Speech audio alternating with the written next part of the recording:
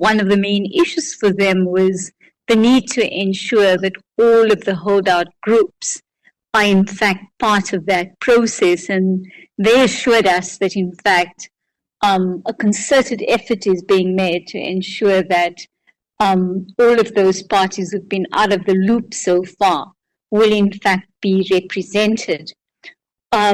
We raised, I think, our concerns, and that is really in regard to our own mandate, which is about dealing with the elements of Chapter 5 in the revitalized peace agreement, dealing with the comprehensive, holistic package of measures on transitional justice, question of the Commission on Truth Healing and Reconciliation, the Reparations and Compensation Authority, and of course the Special Hybrid Court for South Sudan. What are the stakeholders telling you about this concern that you have put to them about Chapter 5 of the Revitalized Peace Agreement on the resolution of conflict in South Sudan? And it's talking about issues to do with rights, people's rights and people's security, judicial system, and, the list could be long. What are the stakeholders telling you about their feelings? The mediation team, for one, was, I think, really concerned about how you would achieve implementation.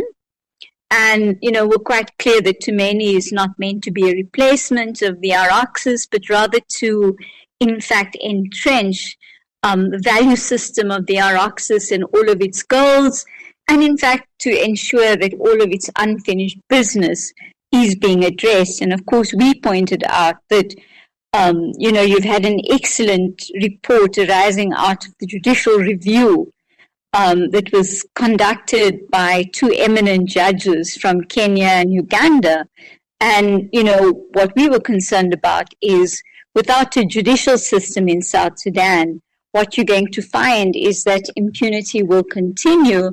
What we were saying is that, in fact, what you really needed was to ensure that the issue of security, the judicial reform, Chapter 5, institutions, including the hybrid court, needed to be set up. I have also been asking all the relevant actors, including those who are monitoring the implementation of this agreement, about the formation of the hybrid court. And it appears the African Union and the South Sudan government are deeply involved in a ping-pong game.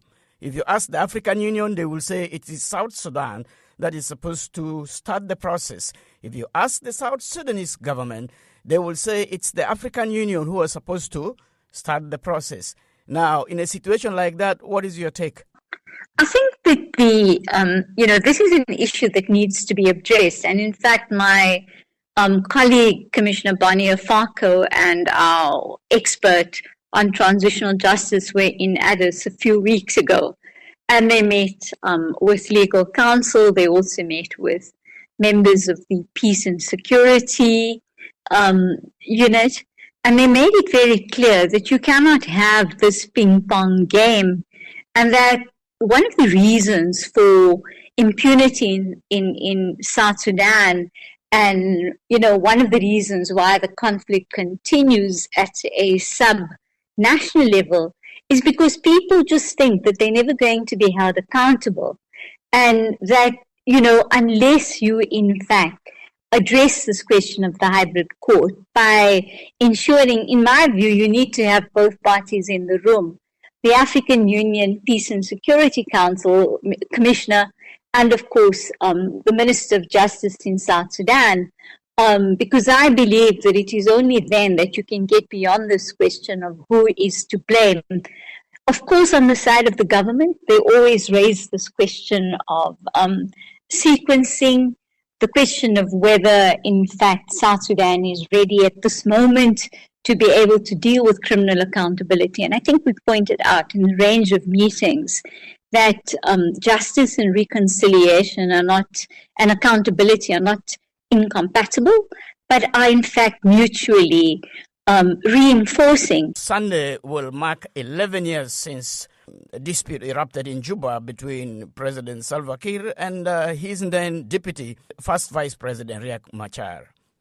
During these 11 years, you've traveled to Juba, you've met authorities, you have made noise about what is happening in South Sudan, especially the culture of impunity, where people commit crimes and no accountability. What is your ask when you met with the stakeholders? We have made it clear that it is just not acceptable that you've already had an extension of the revitalized peace agreement. And in that time, you have not had the kind of institution building that is necessary to promote the rule of law and build a sustainable South Sudan in which citizens of South Sudan can enjoy their rights. We have also indicated that impunity will continue unabated in South Sudan unless you begin to build criminal accountability for those who are responsible for these atrocity crimes. And in fact, the clock is ticking. That was our other plea to the mediation team. You can't allow for this process to also go on forever. And there needs to be a clear timetable for the government of South Sudan and all of these parties who are going to sign the agreement to, in fact, deal with these unfinished issues. A big issue is, of course, the notion of a social contract, which really binds both government and citizens together. The government of South Sudan has said this on multiple occasions since the eruption of conflict in Sudan, that the conflict in Sudan has crippled their ability to provide services because it has hit the oil industry very hard, which is the main revenue source for the government of South Sudan. And then, in my view, South Sudan is not a poor country. I think when you look at the way in which, the elite class lives, the fact that they do not suffer from a shortage of resources, that they enjoy the best of life. Many of them live like expats in their own country. They have properties and wealth. Their children are educated either overseas or in Kenya and Uganda. And the reality is that it is ordinary citizens who have to suffer from this lack of attention.